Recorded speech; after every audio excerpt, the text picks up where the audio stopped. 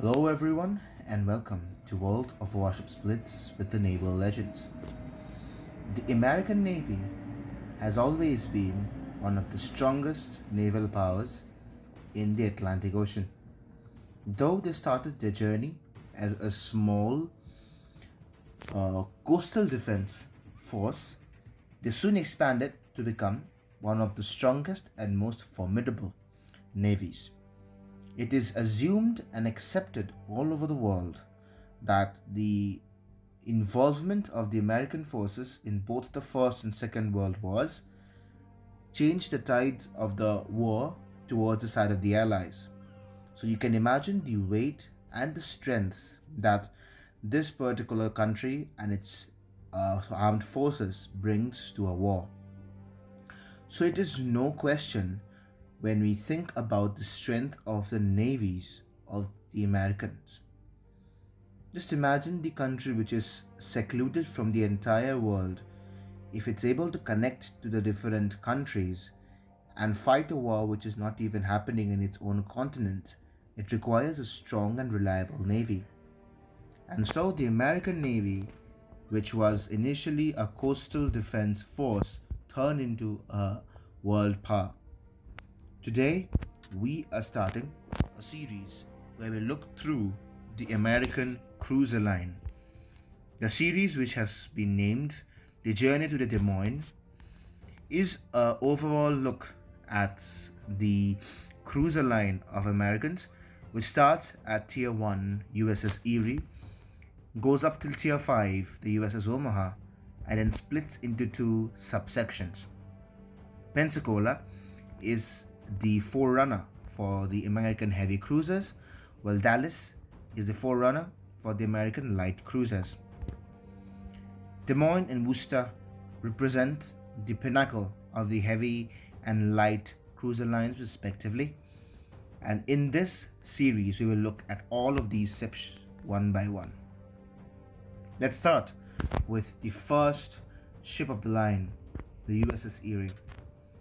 The USS Erie was a gunboat developed by America to provide a good and reliable coastal defense system against the Mexicans and Brazilians, who were expected to be its competitors or foes during the Second World War, because Argentines, Brazilians, and Mexicans had very strong ties with Germany and the Third Reich.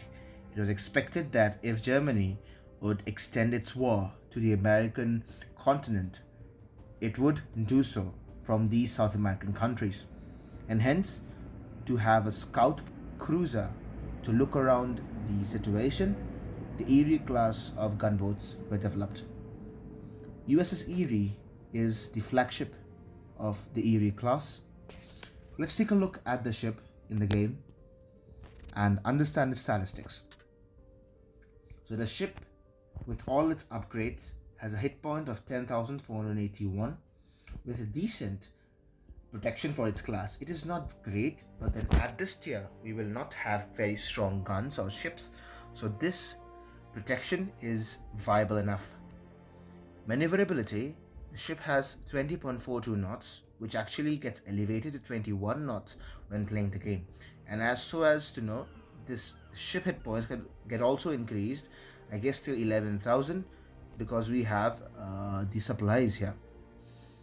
The guns are the 152mm 47 caliber Mark 7 guns. She has 4 of them. They have a reload time of 5.99 seconds, range of 7.8 kilometers, and they only fire the high explosive shells, which cause 424 hit points damage and has a 4% chance of setting a fire. There are no aircraft carriers at this tier, and hence we have no anti-aircraft guns installed on this ship.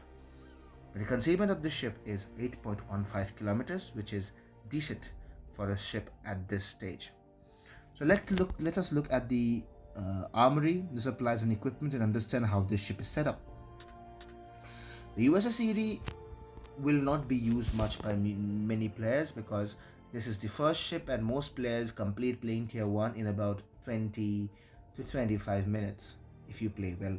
So possibly you will play this ship for 4 hours, But even if you do, you can come back later on for a seal clubbing point of view. And for that, I will build the ship as a seal clubbing ship.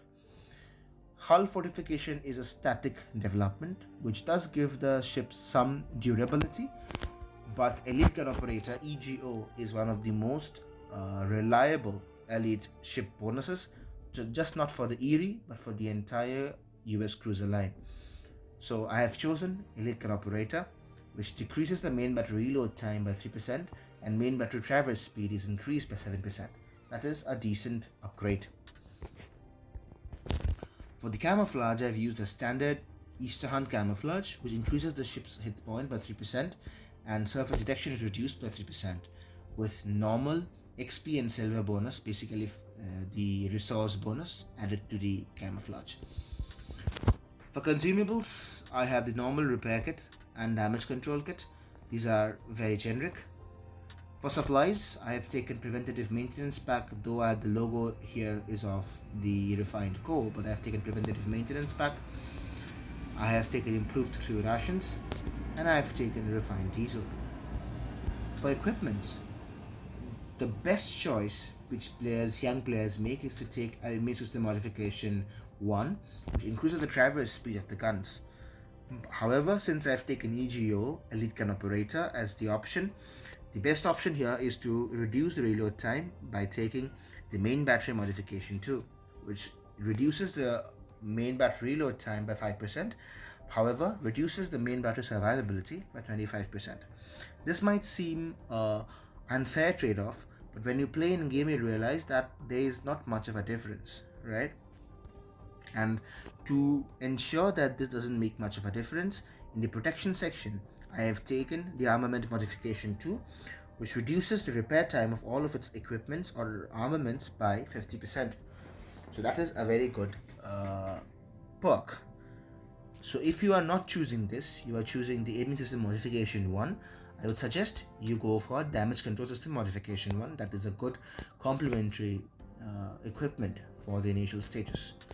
And finally, for specialization, we could have taken this is a supportive one for here. So basically, armament modification 1 increases the survivability by 25%. So basically, the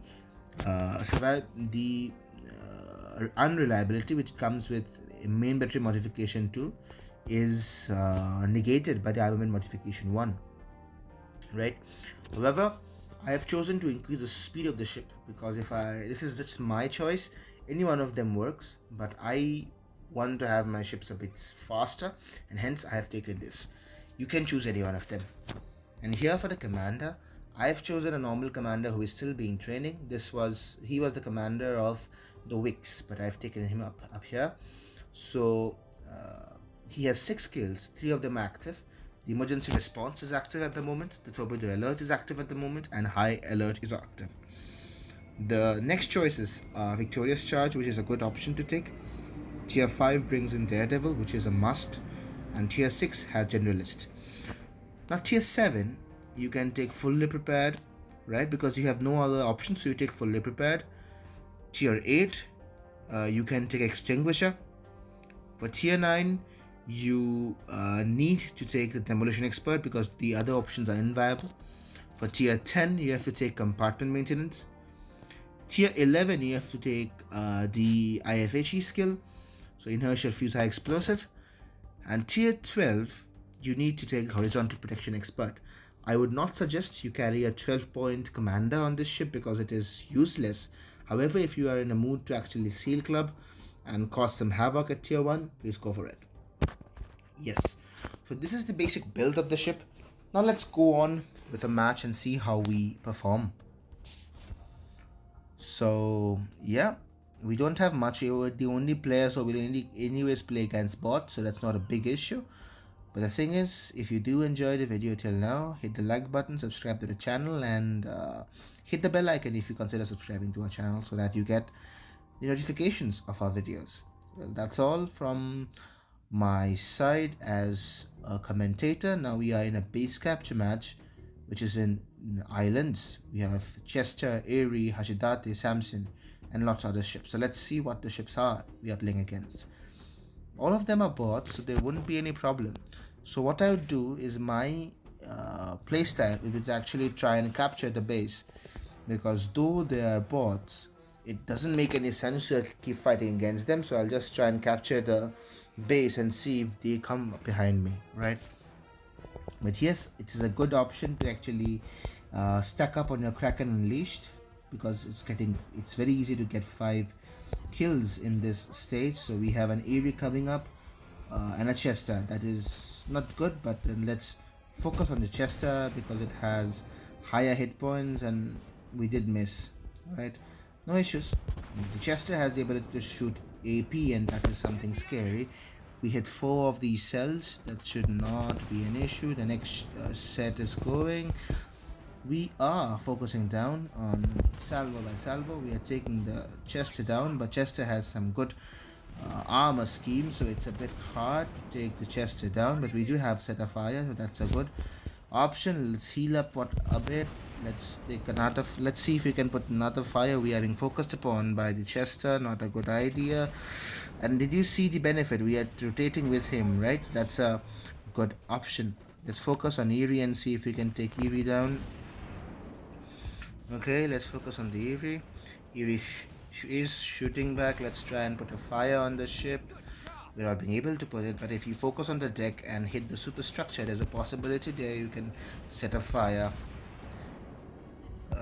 No luck as of yet, but let's see how beneficial or how focused can we get through. Let's keep firing. This is not how you actually play at higher tiers. At higher tiers, games are much more complicated, but at tier 1, you are acceptable. You can do all of these simple noob level gameplay because after all they are bots, right? Yeah, and that's a second kill. Excellent. We have 2 Samsons creeping up on us, so it's time we actually keep going. If you realize it, I'm sure you did see, right, that the guns are rotating at the speed at which Chester was moving. That is how beneficial Traverse is in this game. Even in higher tiers, you'll be able to see the benefits of the gun Traverse. More than the firepower, the gun Traverse matters because generally players do not appreciate, because they can shoot ships, right? Everybody can tap a button and shoot a ship down, but keeping the guns pointed towards the enemy is the primary issue. Let's take this Samson while we heal up a bit because we have not been focused. Anytime now we might get focus fired, so we need to keep our eyes and ears opened. Let's focus on the Samson and take it down if possible. Yes, we have 1 salvo up. Let's see if the next salvo we can take her down. Yes, we have 4 kills.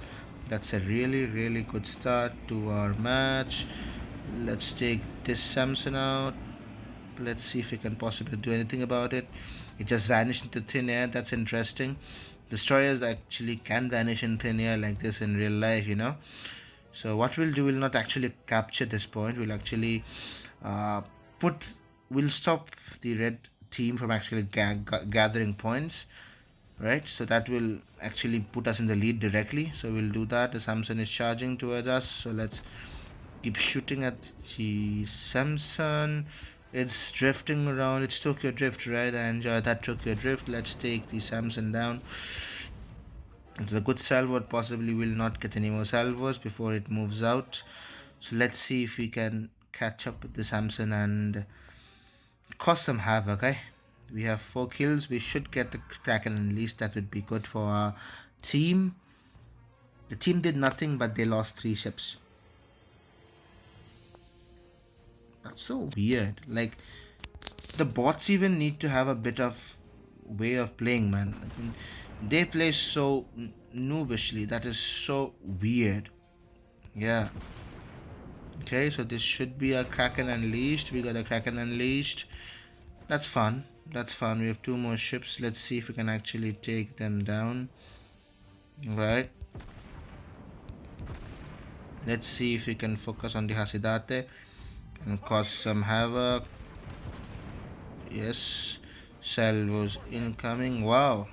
The bot actually takes my kill. But no issues. No issues. Yes. So we got 6 kills. That's only bot kills, so it doesn't matter, but you will mostly get bots in this level. So well, we did good damage and we had a great match. So if you play like this and if you have no base, no premium time, you'll anyways get 1000 plus free ship XP. That would be enough to move on to the next ship or something. You might need to play 2-3 more matches to actually gather enough experience to move on to tier 2, so you will not be playing much. But if you play with this build, possibly you will enjoy the ship. Anyways, in this game we got 20,577 hit points damage, 6 ships destroyed, 126 team play score, and 439 score in general. We got the First Strike medal, the Kraken Unleashed medal, the Battle Star medal, the Iron Fortress medal, and the Confederate medal. Battle details: we took 6288 hit points damage, while we dished out 20,577 hit points damage. So if we ratio it out, right? So if we take 2577 divided by 6288, we have nearly done thrice the damage. To be exact, we have done 3.27 times the damage we have taken. So that's a good factor. We have 65 beam battery shell hits, and if you remember, we had an average damage of 464 on the stats. So let us see if we have matched that. So main battery hits we have 65, and damage we have done is 19885. So 19885 divided by 65 gives us a basic actual average number of 305.92. Now if we divide this number 305.92 from the 464 which we had, 464 divided by 305.92, you can understand that we have a factor of 1.51, or basically it would be yes, so I think I did a mistake. 305.92 divided by 464, right? So it's only possible to do 65% of the rated damage on the ship, right? So there's 35% of protection, 35% of half penetration, of shatters, everything. So basically we do 66% of the damage. 66% of potential damage is done on the ships, right? Yeah, so that's interesting. Some data for you guys. So this ends the match today. You can take a screenshot of this if you want. That's a good game we had. So with this, we come to the end of today's match and today's video. I hope you enjoyed it. If you did, as usual, hit the like button, subscribe to the channel, and remember to hit the bell icon if you are subscribed so that you stay notified of our videos. With that, Naval Legends signing off for today. Thank you and have a great day ahead. Bye-bye.